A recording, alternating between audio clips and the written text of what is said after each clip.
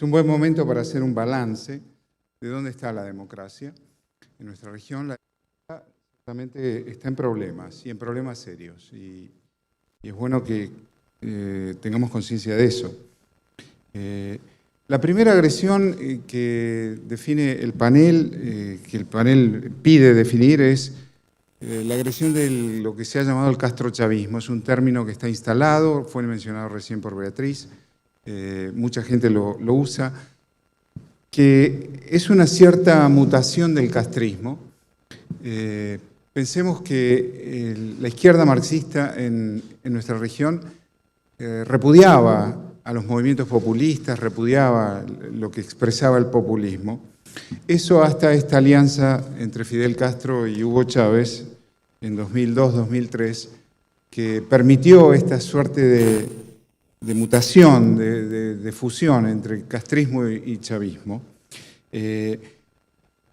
Cuba, la estrategia del Partido Comunista Cubano comenzó a variar y comenzó a penetrar estos movimientos y comenzó a entender la necesidad para su proyecto estratégico de desestabilización democrática de trabajar con los mecanismos e instituciones de la democracia.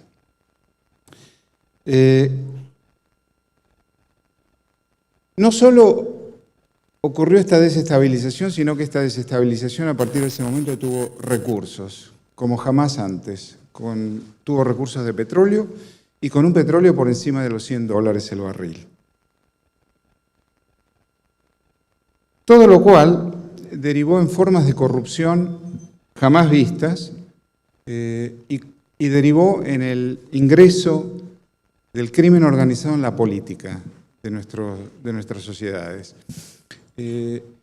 No alcanza con el término corrupción esa vieja manera dolosa, fraudulenta del funcionario público que se quedaba con un porcentaje de un contrato, una licitación pública.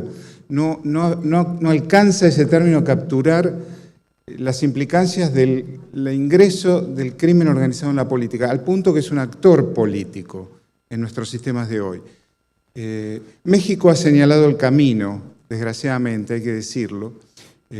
Los carteles eligen candidatos, los carteles eliminan a los candidatos que no son de su agrado, los carteles controlan el territorio, hacen las veces de Estado, y esto lo vemos recién, lo acabamos de ver en la frontera colombo-venezolana, Apure-Arauca, las disputas entre diversas fracciones de la FARC, que no son fracciones de guerrilleros, sino que son fracciones de traficantes.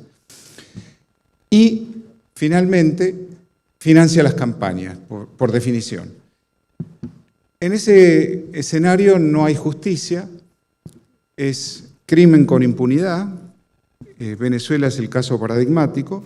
No habiendo justicia, no hay Estado de Derecho, no podemos pensar en democracia. Ese es el problema fundamental que tenemos. Y más vale que nos hagamos cargo. Segundo punto que quiero señalar, tratando de cumplir con los 7 minutos además, es que tenemos un grave problema. Comencé haciendo referencia a la Carta Democrática, aquel momento donde se firmó un compromiso con la institucionalidad democrática, no solo con las elecciones, con la validez y la transparencia de las elecciones, sino también con el componente, la arquitectura institucional de lo que es tener una democracia.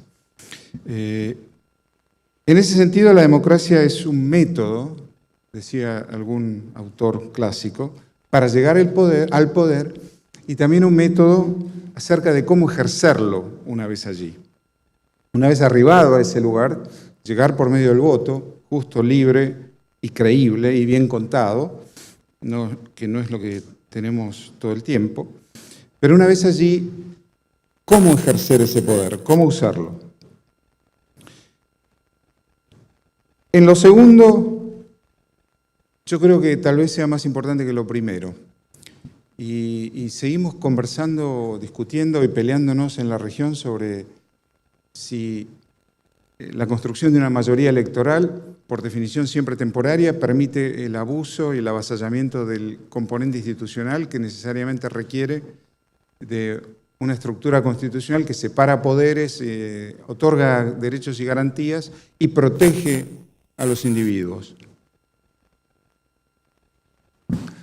Porque, como decía un viejo maestro mío, en realidad la democracia no es el régimen de los que ganan elecciones, sino de los que pierden elecciones. ¿Por qué? Porque es el único sistema político en el cual tienen protección por un lado, no serán eliminados por ser minoría, y por el otro lado la democracia, con su juego recurrente, con sus ciclos, permite la esperanza de volver y de continuar conservando voz política y apostando a un futuro político propio dentro del sistema democrático. Eso está mal. Estamos en problemas con eso. Seguimos discutiendo en diversos países de la región si es legítimo para alguien que tiene una mayoría electoral, tal vez abrumadora, inclusive, si es legítimo para ese gobierno, ese presidente, avasallar los otros poderes del Estado. La discusión que estamos teniendo es con ejecutivos que han ganado elecciones, que gobiernan, que tienen control parlamentario y que no están demasiado felices de no contar con control del Poder Judicial. Y eso tampoco es democracia. Se puede, por supuesto, reestructurar el Poder Judicial de acuerdo a los métodos que señala la propia Constitución que los rige. De otro modo, la realidad es Bolivia, donde eso ya sí ha ocurrido de tal manera en donde la manipulación, el avasallamiento del Poder Judicial termina siendo una herramienta para la persecución de adversarios políticos, y es el caso de la expresidenta Yanine Áñez, encarcelada por ser opositora.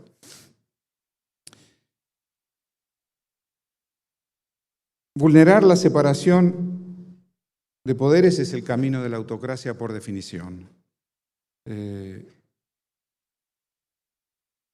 Finalmente, un minuto, muy bien, magnífico. Finalmente, yo creo que es oportuno este homenaje al presidente Lenín Moreno hoy, porque la democracia también es el régimen de los que entregan el poder a otro. Es decir, no hay democracia sin alternancia en el poder. Y el presidente Lenín Moreno ha llegado al final de su mandato, ha conducido el país, administrado elecciones que funcionaron muy bien, a pesar de todas las desestabilizaciones que ha sufrido durante su periodo en el poder, y está a punto de entregar ese poder a Guillermo Lasso, el presidente electo. Creo que Ecuador nos muestra un ejemplo y una esperanza que tenemos que mirar muy de cerca, porque además quiero agregar otro dato respecto a el necesario disciplinamiento del poder político por parte del Poder Judicial, que de eso se trata, los límites al poder político. Hubo un fallo acerca del aborto por violación no punible en Ecuador el otro día, y hubo una declaración del presidente electo que dijo: no es mi convicción religiosa, todo el mundo lo conoce, pero como ciudadano, como presidente electo, acato el fallo de la Corte y observaré lo allí estipulado. Y yo creo que ese es el ejemplo, y que además contrasta con mucho de lo que estamos viendo en la región.